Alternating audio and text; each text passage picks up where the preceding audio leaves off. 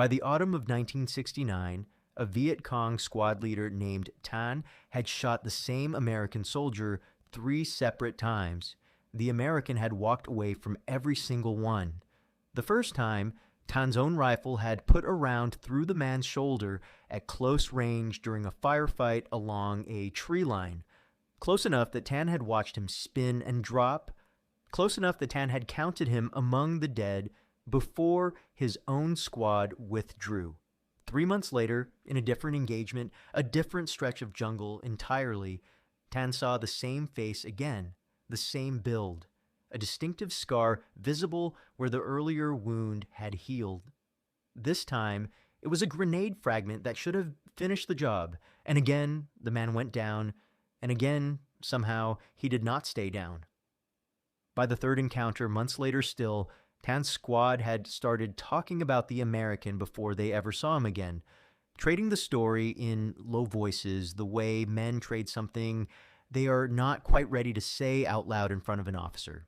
Some of them had started calling him by a name that was not really a name at all, a description more than an identity, spoken the way you speak about something you are trying not to fully believe in and cannot quite stop yourself from believing anyway.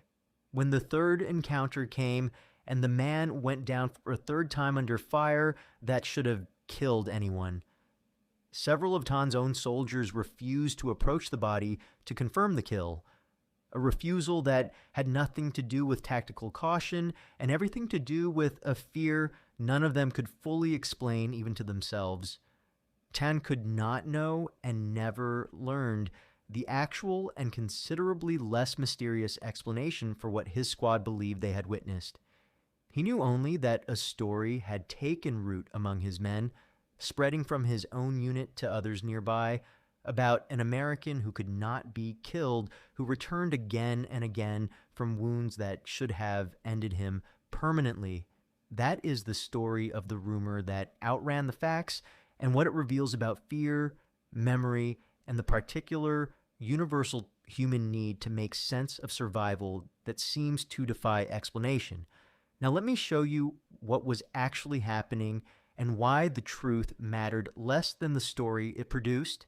If a story like this matters to you, if the men who lived it on both sides deserve to be remembered, a like and a subscribe help it reach the people who care. It takes 1 second. These are the stories the history books leave out. Now, to understand how this belief actually formed and why it spread so easily among experienced, otherwise rational soldiers, you first have to understand the specific conditions that made a story like this almost inevitable. To understand why Tan's squad came to believe what they believed, you have to understand that stories like this one are not unique to Vietnam or to this particular war or to any specific culture at all. They are a recurring, well-documented feature of combat itself, appearing in one form or another in nearly every sustained conflict fought by human armies across recorded history. Soldiers under the sustained extreme stress of combat operate in conditions that reliably distort memory, perception, and judgment. Not because soldiers are somehow less intelligent or less reliable than civilians, but because the specific circumstances of combat, fear, exhaustion, chaotic and rapidly changing visual information, the genuine impossibility of confirming outcomes with the kind of careful verification available in ordinary life, create exactly the conditions under which extraordinary, difficult to verify beliefs take root and spread. A soldier who believes he has killed an enemy based on a momentary glimpse through smoke and confusion has no reliable way to confirm that belief afterward in the chaos of an ongoing firefight. The gap between what he believes happened and what actually happened is where stories like Tan's begin to grow. Picture the actual instant this kind of memory gets formed. Because it happens in a fraction of a second, under conditions no ordinary memory was built to handle: smoke drifting across a tree line, a shape moving, glimpsed for less than a second before a shot is fired and the shape disappears, adrenaline flooding a body already exhausted from days without real sleep. The mind, asked to record that fragment accurately, does something else instead. It fills in gaps, smooths over uncertainty, and produces a memory that feels complete and vivid, even though the actual information it was built from was thin, fast, and badly lit. This is a documented pattern across many wars, not a phenomenon unique to the Viet Cong or to this particular conflict. Soldiers in numerous historical conflicts have reported similar beliefs about specific enemies who seem to survive repeated, seemingly fatal encounters, developing reputations that grew, retelling by retelling, into something closer to legend than fact. The pattern follows a recognizable shape nearly every time it appears, an initial genuine coincidence or misidentification retold and embellished through the ordinary process of storytelling under stress, until a story that began as an understandable error becomes something the men telling it have come to believe with real, sincere conviction. Understanding this pattern does not require believing anything supernatural actually occurred, and it does not require dismissing the men who believed it as foolish or unsophisticated either. It requires understanding that human perception and memory, under the specific pressures combat creates, produce exactly this kind of story with remarkable regularity across cultures, across centuries, across wars fought with entirely different weapons and doctrines. Tan's squad was not behaving irrationally by the standards of soldiers throughout history. They were behaving exactly the way soldiers under similar pressure have behaved for as long as organized warfare has existed. Now consider the far more mundane and far more likely explanation for what Tan's squad actually witnessed across those three separate encounters, because understanding the real mechanism behind the story reveals something important about the gap between battlefield perception and battlefield reality. The most straightforward explanation involves simple misidentification, a phenomenon common enough in combat that military psychologists and historians have documented it extensively across many conflicts. American infantry units rotated large numbers of individual soldiers through broadly similar roles, wearing broadly similar equipment in broadly similar terrain. Two men of comparable build at a distance, glimpsed briefly through the chaos and smoke of a firefight, could easily be mistaken for the same individual by a soldier under the extreme stress of active combat. A scar, in particular, is an unreliable identifying feature under these conditions, since combat itself produces scars with some regularity. A soldier's memory of a specific facial detail formed in a moment of genuine terror and revised through multiple retellings afterward is not a reliable record of what was actually seen. Picture two entirely different men, unrelated to each other, who happen to share a similar build and a similarly placed old injury, each wounded in a different engagement months apart. To Tan, seeing each of them only for a fleeting, terrified instant, they might as well have been the same person. Nothing about that misidentification requires carelessness or stupidity on Tan's part. It simply requires the ordinary, well-documented unreliability of human perception under conditions combat reliably creates for everyone who experiences it. There is also a more straightforward explanation available for at least some of what Tan's squad witnessed. The simple, well-documented fact that wounds believed fatal in the moment of combat frequently are not fatal at all, particularly for an army with the kind of rapid medical evacuation and advanced trauma care this series has described elsewhere. A man who appears to go down under fire, apparently dead, may in fact be wounded and evacuated within the crucial window that made American medical care so much more effective than anything available to the other side. The same American soldier surviving one genuinely serious wound, treated and returned to duty months later, is not a mysterious or supernatural event. It is a direct, documented consequence of exactly the kind of rapid medical evacuation system this channel has explored in other stories. Combine these two entirely mundane explanations, misidentification under combat stress, and the genuine, well-documented survivability of wounds that appeared fatal in the moment, and you have more than enough raw material to produce exactly the kind of story Tan's squad eventually told, without requiring anything unusual or inexplicable to have actually occurred at all. 3 different men, at 3 different times, wounded and evacuated through the same effective medical system, misremembered and conflated by soldiers under stress into a single, unkillable figure, is a far more plausible account of what actually happened than any single soldier surviving 3 separate, genuinely fatal encounters.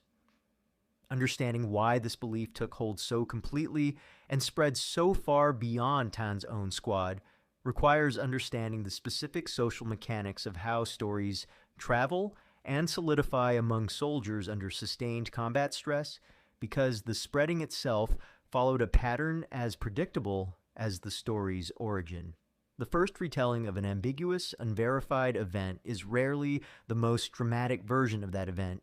It grows more dramatic and more certain with each subsequent retelling, as the men repeating the story unconsciously smooth over the uncertainty and hesitation that marked the original account, replacing genuine doubt with the more satisfying certainty that makes for a better story. Tan's own account of the first encounter, told honestly in the days immediately afterward, likely included real uncertainty about whether the man he shot had actually died. By the time that account had been retold a dozen times, passed from Tan to other men in his unit and then to soldiers in other units entirely, the uncertainty had almost certainly been smoothed away, replaced by a confident, dramatic certainty that served the story far better than the messier truth ever could have. Picture that retelling happening in real time around a small fire months after the fact.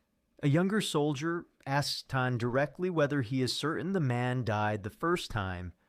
Tan pauses, genuinely uncertain, and gives an honest, hedged answer full of qualifiers.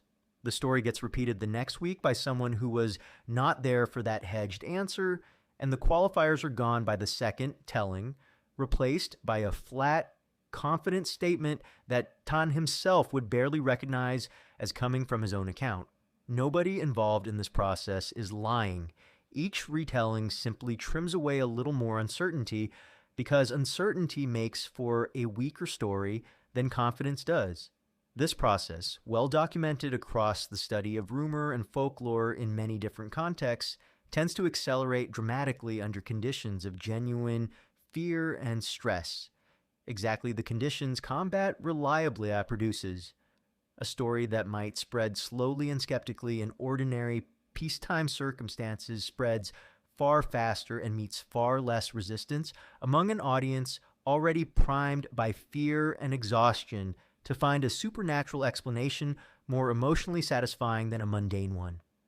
Soldiers facing genuine, sustained mortal danger have real psychological reasons to prefer a story that explains an unkillable enemy through fate or supernatural power rather than simple bad luck or misidentification, because the first kind of explanation, however frightening, at least offers a coherent narrative for events that otherwise feel chaotic and senseless. And there was a further, more practical reason this particular story spread as effectively as it did. Once several men within Tan's unit had begun to believe it and had begun repeating it as established fact rather than uncertain rumor, the social cost of expressing skepticism grew considerably. A soldier questioning the story too directly risked being seen as questioning the judgment and credibility of comrades he depended on and trusted in every other respect. A genuine social pressure that made quiet acceptance, or at least quiet non-contradiction, considerably easier than open doubt. The consequences of this belief were not simply a matter of an interesting story told around a fire. It had real, measurable effects on how Tan's unit approached combat, and those effects deserve honest examination. Some of these effects were genuinely harmful to Tan's unit's tactical effectiveness. Soldiers who believed, even partially, that a specific enemy could not be reliably killed sometimes hesitated at exactly the moments when decisive, confident action mattered most. A hesitation that could prove costly in the fast-moving, unforgiving reality of actual combat. The refusal several of Tan's men showed toward approaching the supposed body after the third encounter, described in this story's opening, reflects exactly this kind of practical cost. A moment of genuine tactical value, confirming a kill, recovering useful intelligence or equipment, was lost to a fear that had nothing to do with any actual danger present in that specific moment. Picture that hesitation from the inside, because it is easy to describe and harder to fully understand from the outside. A man ordered to approach a body he has just watched go down for the third time, a body belonging to someone his entire unit has spent months discussing in exactly the hushed, half-serious tone people use for things they do not quite believe and cannot quite dismiss either. His feet do not want to move. Every rational part of his training tells him this is an ordinary task performed after every engagement, carrying no more risk than any other. Some other, older, less rational part of him refuses to fully cooperate, and the delay, however brief, is real, and it costs his unit something in the moment it happens. There is a broader psychological cost worth naming as well, one that extended beyond any single tactical decision.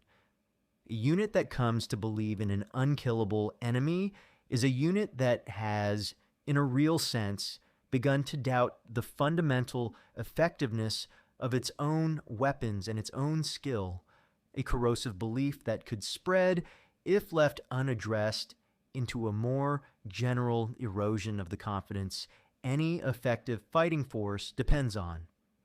Commanders who became aware of stories like this one had real reason for concern, not because they believed the supernatural elements themselves, but because they understood how damaging this kind of belief could become to unit morale and effectiveness if it took hold too deeply, and yet it would be incomplete to describe this belief as purely harmful, because stories like this one, however factually inaccurate, sometimes served a genuine psychological function for the men who told them.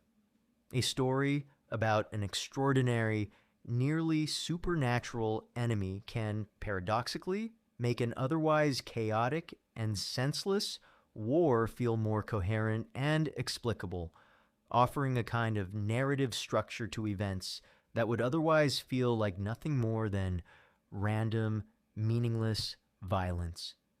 Some soldiers found a strange comfort in believing they faced something extraordinary rather than simply unlucky, a belief that, however inaccurate, gave their own survival and their own losses a shape and meaning that raw statistics never could.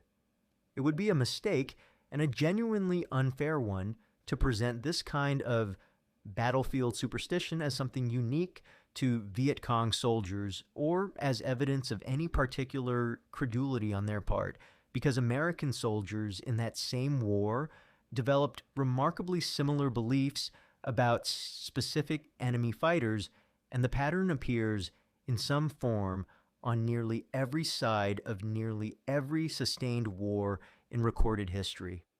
American units in Vietnam developed their own versions of exactly this phenomenon, trading stories about specific enemy snipers or soldiers who seemed to survive repeated engagements, developing nicknames and reputations built on the same combination of misidentification, genuine survival of non-fatal wounds, and the natural embellishment that accompanies repeated storytelling under stress. This was never a story about one side's soldiers being more superstitious or less rational than the other.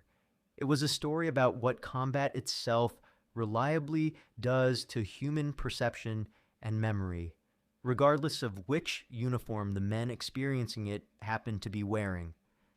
Picture an American squad in a different tree line entirely, trading a nearly identical story about a specific enemy fighter who seemed to survive engagement after engagement, given his own nickname, discussed in the same hushed, half-superstitious tone.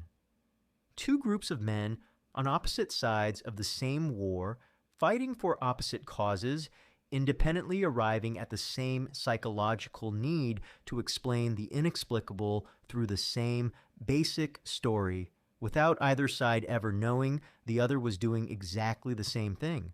That symmetry says something important about what actually produced these stories, and it was never about which side happened to believe them.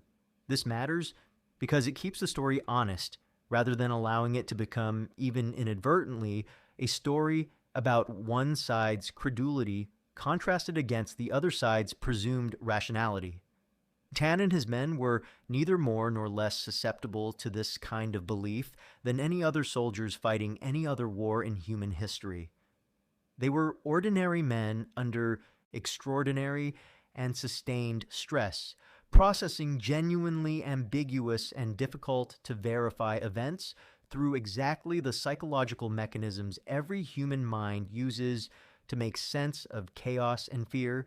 And it is worth noting that these stories across many wars and many cultures tend to share a remarkably similar underlying shape, regardless of the specific details that vary from case to case.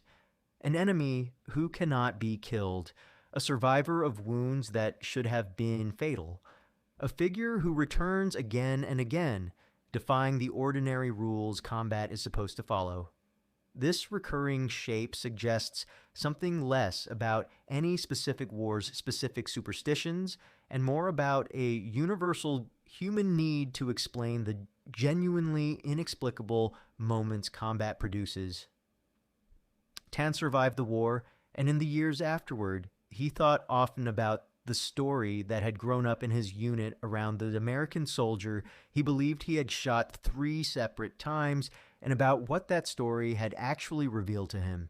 He came to suspect, decades later, listening to other veterans describe similar stories from their own units, that the explanation had almost certainly been simpler than anything he and his men had believed at the time.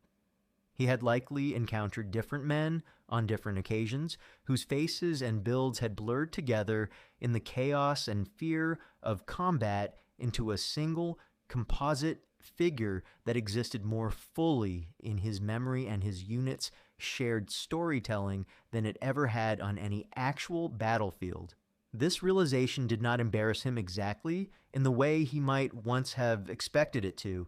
It simply clarified something he had spent years only partially understanding about his own mind and about the minds of the men who had fought alongside him.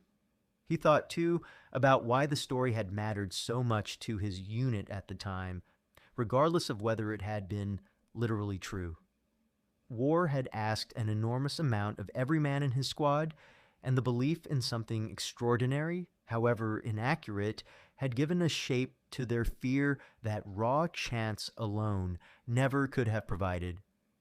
He came to understand this not as a failure of his own or his men's judgment, but as an entirely human response to circumstances that would have tested anyone's grip on careful, dispassionate observation.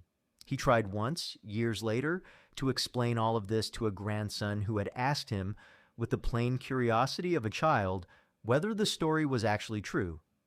Tan found himself giving a longer and more complicated answer than the boy had likely expected, describing the smoke, the fear, the way memory bends under pressure, the real medical system that could save a man everyone assumed was dead. The boy listened and asked, when Tan finished, whether that meant the story was not true after all. Tan considered the question for a long moment before answering. It was true, he told the boy, in every way that had mattered to the men who lived inside it. It had simply never been true the way the boy had first imagined. And he came, eventually, to a kind of gentle understanding toward his younger self and the men who had believed alongside him. They had not been foolish, or unsophisticated, or uniquely superstitious.